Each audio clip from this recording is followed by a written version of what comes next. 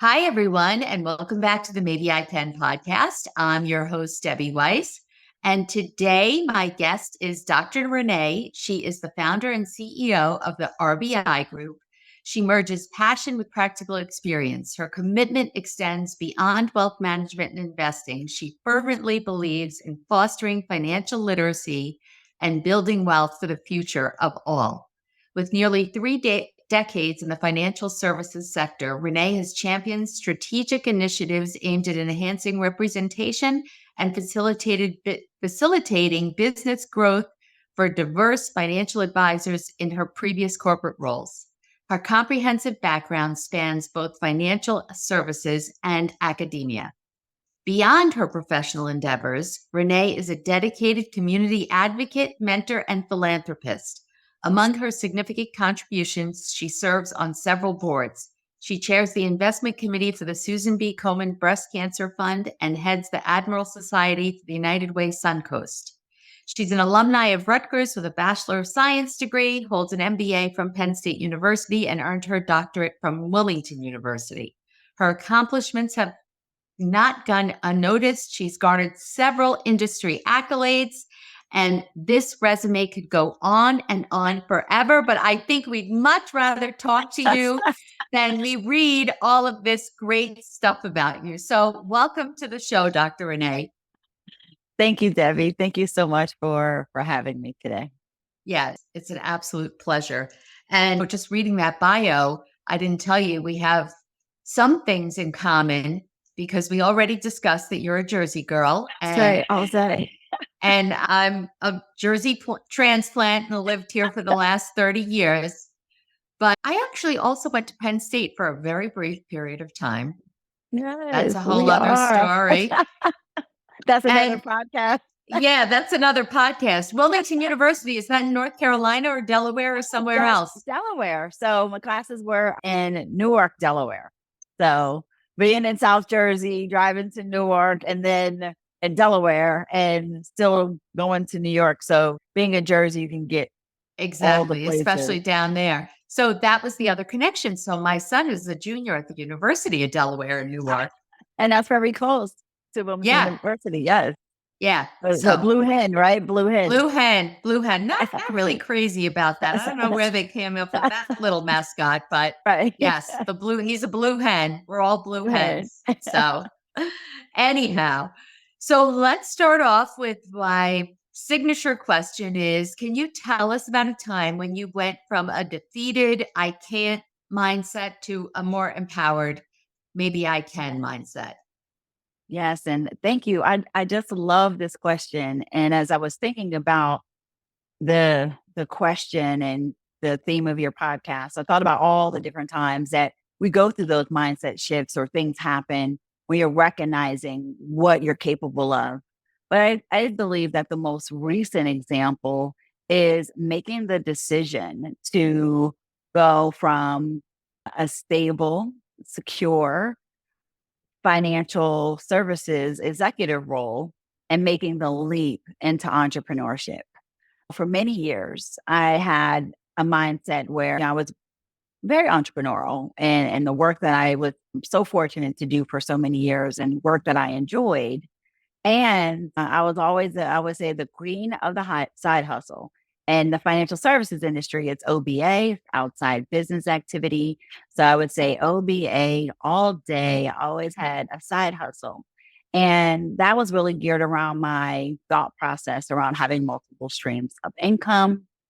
But there's something to be said about having the stability of a corporate role and having the reliability of the paycheck. And that's subjective, right? In the economic conditions that we're in, stability may not be the case, but I was in a very good role at a very great company and I worked with wonderful people and I liked the work that I did.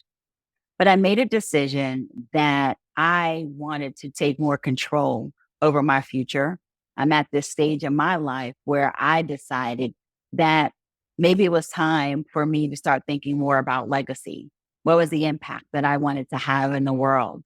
And what was the worst thing that could happen as I was thinking about making a leap to entrepreneurship?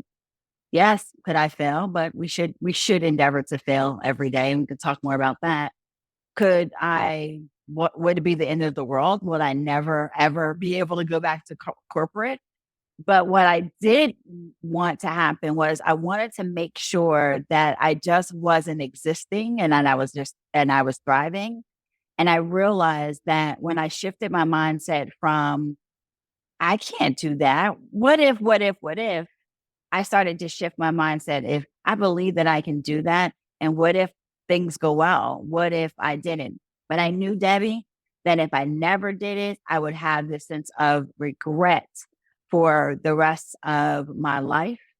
So in June of this year, 2023, I left my corporate role. I traveled for a bit and in August launched the RBI Group, which, as you mentioned, is at the intersection of marketing and money, where we focus on marketing within financial services and financial education, which is something very passionate about. Well, congratulations. Thank you. That's amazing. And I love that you talked about regret, because for me, that was pivotal in me making a shift as well. That thought of how many people, and I saw it with my father, and luckily my mother is still here with us, but I know she also lives with a lot of regret, as so many of us do. Right. And when I turned 50, for whatever reason, that seemed to be a big deal for me at the time. I just turned 60. Wow, 10 years No. ago. I just can't believe it. But 50 just felt different. And it made me, I think, stop, take a look at my life and say, if not now, when? Not now, Because right. if not now, when? I am going to be that same person, like my parents, who do have regrets. And I don't want that. And if I don't do something now, it'll never happen. I've got to make it happen. I was not I was not entrepreneurial, however. So I love that you say that you always believed in a side hustle and multiple streams of income. So you were always an entrepreneur. When did that start and what was your first venture? I think that it was always there. But when you talk about mindset shift, it was always there, but I was always afraid. And what that means is, as a young woman, a young girl growing up, I would always think about, okay, I could sell candy. Well, you're not supposed to have candy in school, but could I Yeah. sell candy? And I always loved that. My daughters, I have three girls. They're adults now, but even when they were younger, they would have like little side hustles, or I would come up with different ways to make money. I think I always had expensive taste, but I don't come up from a small town in New Jersey, and people are thinking, what do you want this? Watching too much Lifestyles of the Rich and Famous. Yeah. But I've done quite a bit of side hustles throughout my time, whether it was starting a business, more e-commerce when that started to come up. There was a time when I was much younger. Someone reminded me of this. I completely forgot or put it out my mind, where there was this marketing, I guess it was an MLM. I don't know if I should say that, but it was selling art when I was like in my late teens and in my early 20s. So there was always this idea, and I enjoy the art of the hustle, I would say. And I hesitate with that word because it has such a different meaning today. But I don't mind working hard, and the accomplishment of taking something from nothing is something that intrigues me. So I've always enjoyed that. I'm also from, like I said, I'm from a small town. And even leaving from that small town and going to work in New York City, for most people that might not be a thing. But when you're from a small town in South Jersey, that meant a lot to myself. It meant a lot to my family. But yeah, I was always trying to figure out, how can I expand an idea? And I got to a place where, like you said, I just started to think about, what am I going to do with this life? I had quite a few significant losses in my life last year and this year. And I started to think about the conversations I would have with those individuals that I lost, one of which was my grandmother, another one was my mentor. And we talked about the dreams or the things that I said I wanted to do, and they both died suddenly. And when you realize that we only get this one precious life, and what are we going to do with it? And if not now, when? And If not me, who? So I decided to go for it. And I'll tell you, when you make those type of decisions, as you said, Debbie, when you turned 50 and you start thinking about life through a different lens, and I'm also in that decade shift where I'm starting to think about things very differently. To some people, it seems insane. It's crazy. It was hard for people to wrap their head around the fact that I would leave this job and I was just choosing myself and making a big, bold, audacious bet on myself when everything was fine. And they're looking for something wrong. They're like, what if there's nothing wrong? What if I'm just deciding to make a shift for myself and then build something, and I have my own goals, my own dreams, my own mission, and that maybe I don't want to do that for someone else in this time. I'm not saying that when I walked away, I had a full plan. I'm still evolving that plan. But I did know that I had financial security. I did know that I had plans financially to be able to make a move, which is something, being in finance and being an advocate for financial education, it was going to be something that was already embedded in, it's embedded in me throughout my career, to have a strong, a solid nest egg. But it was just important for me at this time. I'd rather risk it all and make a change than not do anything at all, then settle for the status quo. And then 10 years from now, 20 years from now, regret it, or look back on my life and say, have I done the things that I was afraid to do? This is one of them. That's wonderful. Let me ask you. So you loved your job before. It's not like you didn't like it. How has it every day changed for you? Do you come to, are you excited to get to work in a different way than when you were in your corporate job? Yeah, that's the interesting part. It's not, I'm trying to change my words. It's a different type of hard, but wake up every day. I was waking up excited before, but I wake up very excited. I'm working harder than I've ever worked in my life. In many ways, I feel that I'm starting from scratch, but then I had to reframe that because I'm not starting from scratch. I have many years of experience that I can now apply to the work that I've chosen to do today. And even in the more challenging times, I have the ability to pivot. I can pivot quicker. I can leverage the expertise of so many people that I know and respect. I'm not alone. I have a partner. So we're doing this work together.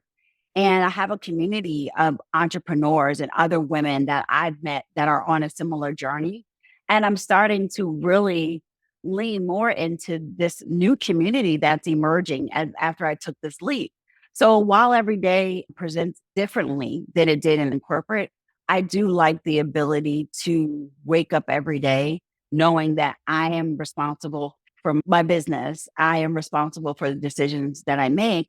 And if I don't see results, then I have to look back. What do I need to pivot? What do we need to do?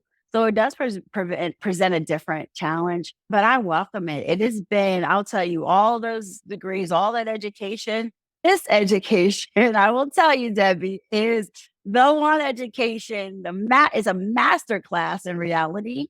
But I welcome it because this was something that I've chosen and I've learned so much throughout this journey. But more importantly, I learned that when we put our minds to something, and I knew it before, but I'm seeing it happen every day, there's really nothing that we can't do if we put our mind to it. And I'm experiencing that as I'm shifting out of this mindset of corporate to entrepreneur. And I recognize it's not for everyone, but I'm right where I'm supposed to be in this moment, I'll say. Yeah, that's great. It is. I find it a completely different feeling when I wake up and I'm working harder. And I find it so interesting that now I'm thinking, oh no, I have plans on Saturday. I don't want to have plans. I don't want to have plans. I want to be sitting at my desk. What? Right. Who am I? I can't even believe it. Oh, you and I are talking about entrepreneurship, but it could be anything, any Right. shift in your life. It just changes your entire outlook. It's like this feeling of, I don't know. I think you said it's yours. You're the one who it comes back to. which it can be stressful, right? Because all the pressure is on you. But on the other hand, you're the one making the rules. You're the one making the decisions. You're the one who's able to pivot. So Right. even if you make a change and you wind up somewhere that you're not happy about, okay, now you know that. And it's Next. okay. Yeah, exactly. It is okay. Next. Lesson learned. Thank you. Next. And it's the ability to control the narrative, because oftentimes there's a narrative of limitation when we start thinking about what we can't do versus what's possible.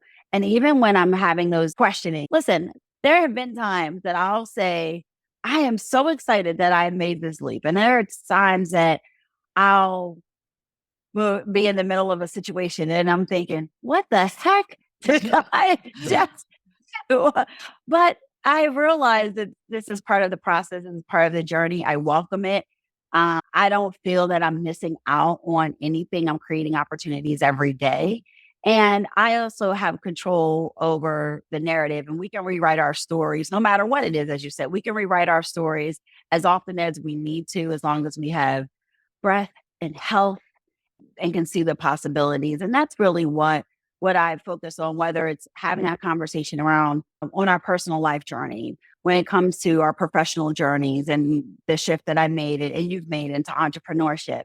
And also whenever I talk about financial education and money, it becomes such a heavy topic, but making it not as big and distilling it into information that's snackable, that is relatable to an individual's personal life and journey, helps make it more palatable for people to consume. So yeah, I listen. I even said, maybe I can, maybe I will. And what if you do the thing scared and you win? So it's not a year yet.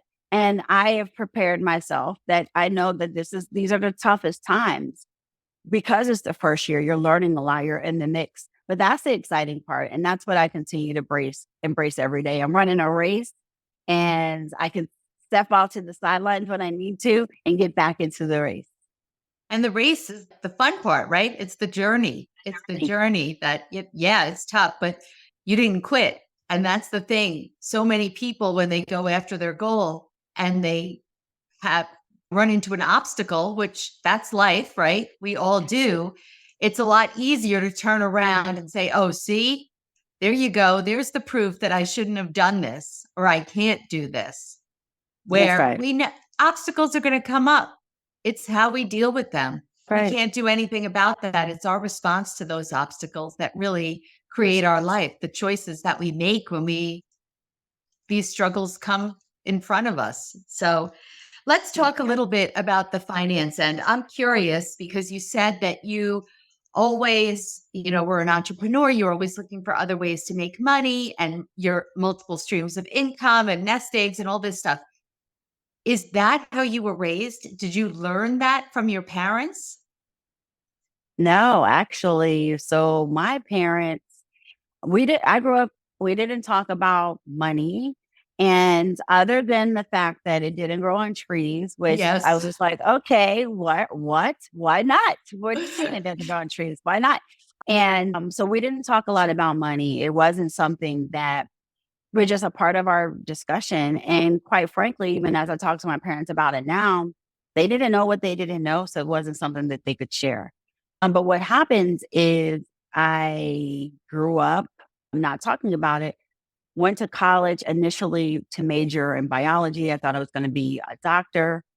There's another podcast on that, but ended up having a switch to finance and business because I was good at math and science. I enjoy math and science, but my career counselor at the time thought that I was too sensitive to the people and that I should probably pivot where the business was not focused on people, which apparently, allegedly, was finance, which turned out to not be the case because it's all been about people. So thank you to the person who said that, whose name I will not say, but thank you to the person who said that, because I've had this amazing career in finance. And in doing so, I learned a great deal how to leverage finance as a tool And it helped change my narrative.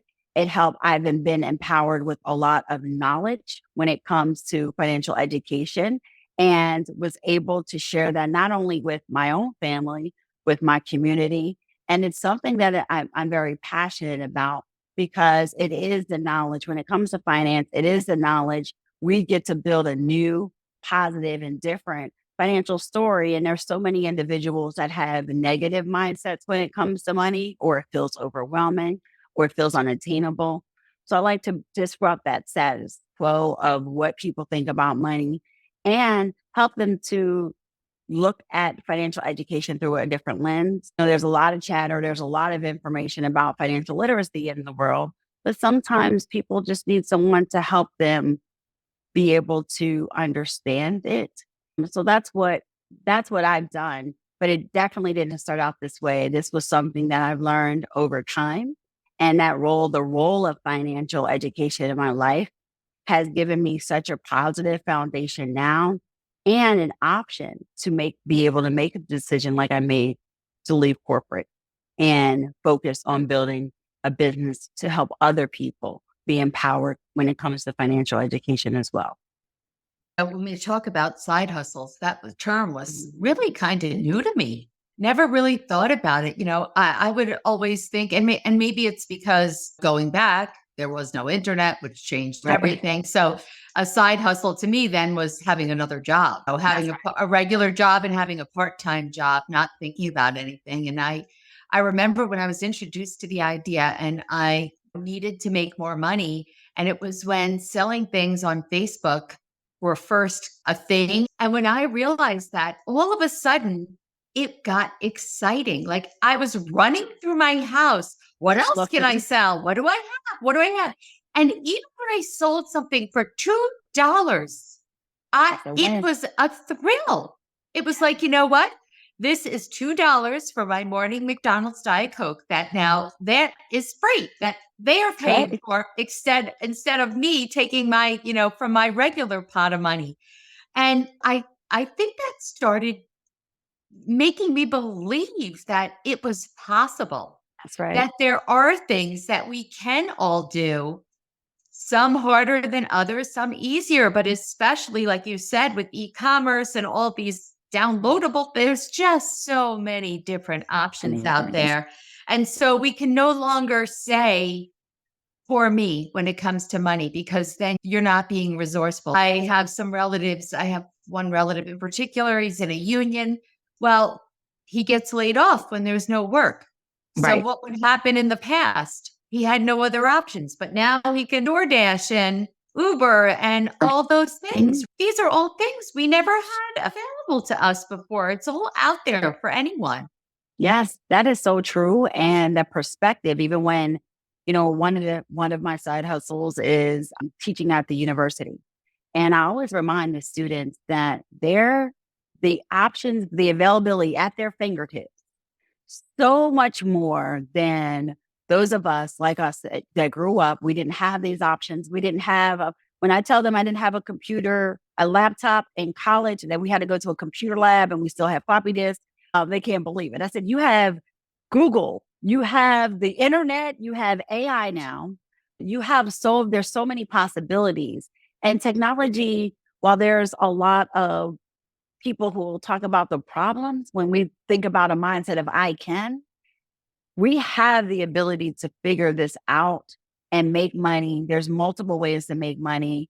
Mindset is a big part of it. Do you believe that you can? And are you willing to have the discipline, the consistency, and put in the work that's required to do it?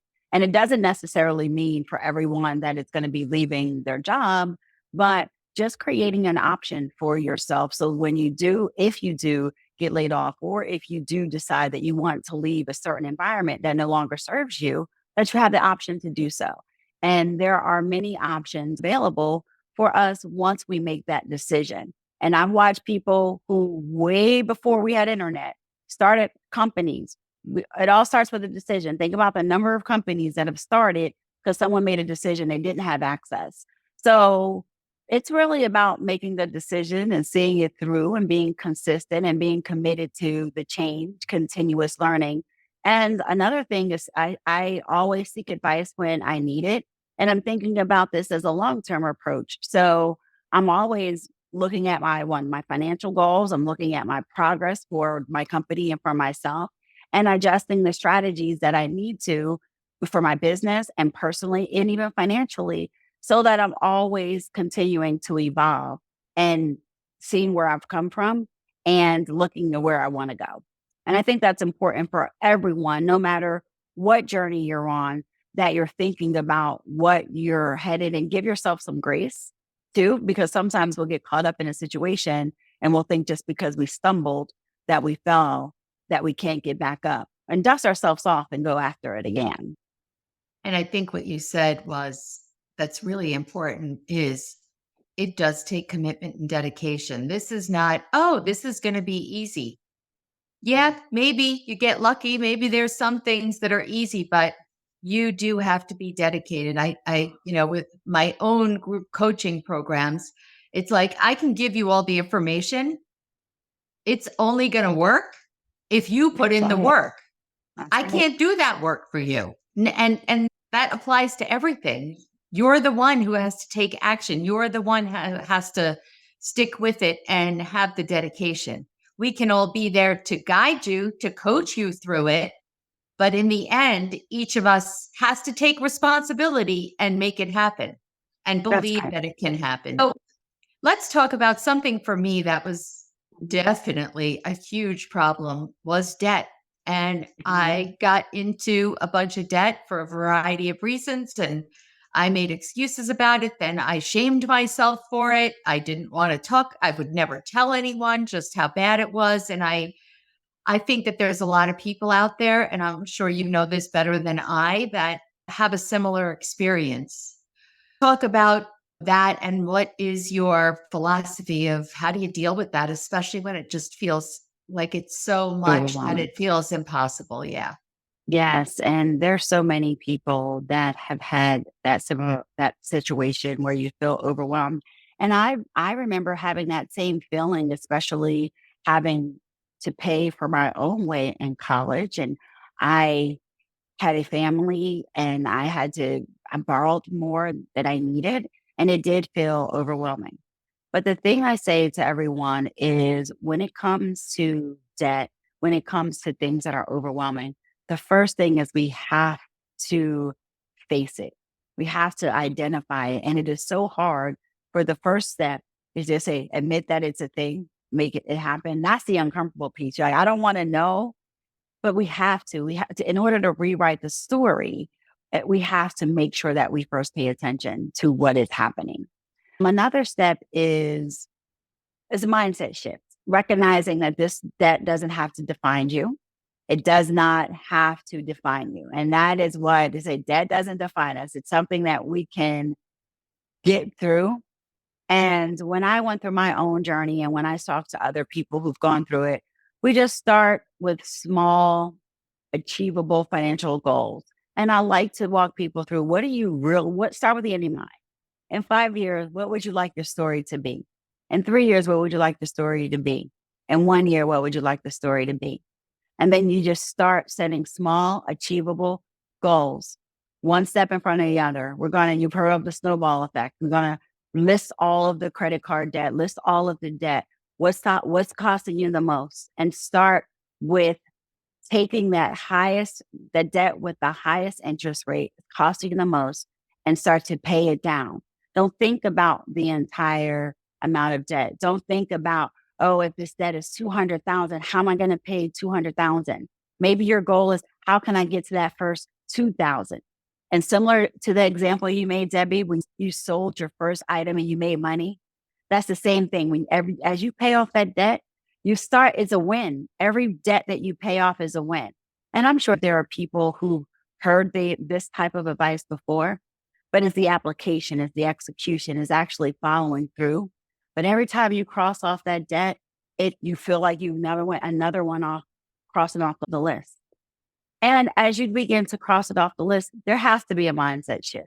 What got us to that place need not to keep us in this place, but we also have to make sure that we are not putting ourselves in that position again. So there's that mindset. why am I in this debt? There are people who are in debt for reasons that maybe they lost their job or due to some health concerns, they have a lot of debt. Or there are individuals who, some people just, I have friends who just love shopping, and what the items that bring them joy might be because they had lack as a child and they decided that when they got the big job, they weren't going to lack and have limitation for themselves. So they will spend money that they don't have. So they have the appearance, or it makes them feel good. So address that. What is that mindset shift that has to happen to avoid you from going into debt in the future? And just like when we're on any journey, whether it was a weight loss journey, an income journey, entrepreneurial journey, and even a financial journey, stay consistent. Stay consistent with paying off the debt. Stay consistent with removing the behaviors. I'm not a big fan of the whole latte effect. I don't think a cup of coffee, you treating yourself once in a while is going to change your life and change your goals. But I am a big fan of looking at, should you be going to this vacation for 2 weeks in Bali when you have $300,000 in debt? Is that a priority right now?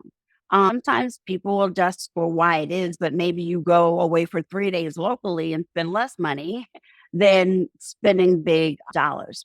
So really thinking about that, overcoming your financial fears. And what happens is you start to build confidence to start handling those bigger financial challenges. And I'll tell you, and you probably have experienced this yourself, nothing feels better than when you see that zero on that debt and you realize that now you start having all this extra money that you were applying to debt to then start investing and start building and thinking long-term about your future. It's a need. Is it a need? Is it a want or a need? And many people have heard this. They say, well, if you want to make a big purchase, wait 24 hours. I don't even wait 24 hours anymore. I might wait 72. I might wait a week. And I think about, do I really, really need this purchase right now? Or is this something that I can put this money and invest it and see a higher return? So I shared a lot, but I think to sum it up, just shift your mindset, face what you have face the debt, start setting small yet achievable financial goals, be consistent. And as you cross off each of those debts, celebrate yourself. Maybe not by spending more money. Yeah.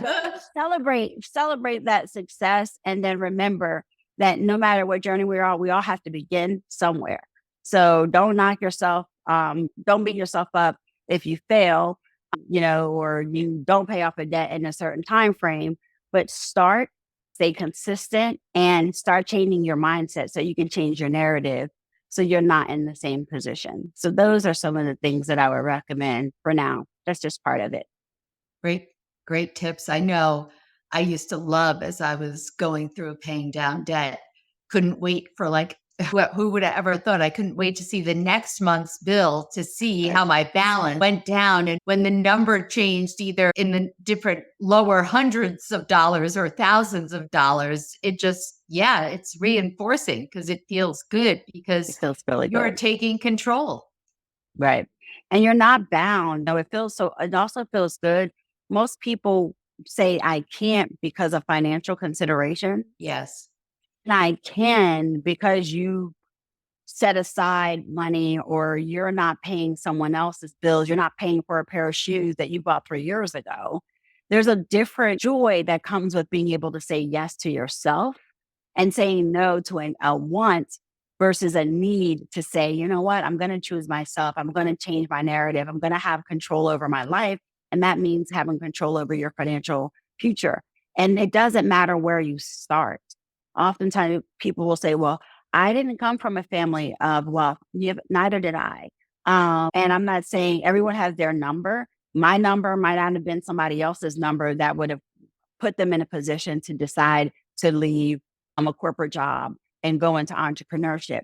But we all are on our own journey. So just know that it's individual to you, but I don't care who you are. It feels really, really good to have control over your life, and especially when it comes to paying down debt. For sure. And I love what you said and want to reiterate, just start.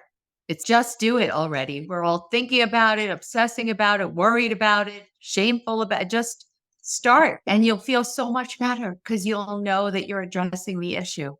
Right. And we're not alone. And oftentimes we No. think that everything that we go through, we're alone and we're not going to do everything perfectly.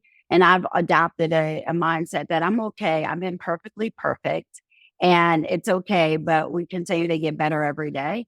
And if we adopt that mindset of getting better every day and paying debt down every day, that is powerful. Absolutely. So, Dr. Renee, as we wrap up, let everyone know what you actually do and how you can help people and where to find you. Yeah, so thank you. So, what we do at the RBI Group, and I think it's really important for this audience, is really centered on financial education. So, the RBI Group has we have a marketing aspect and we have the money aspect.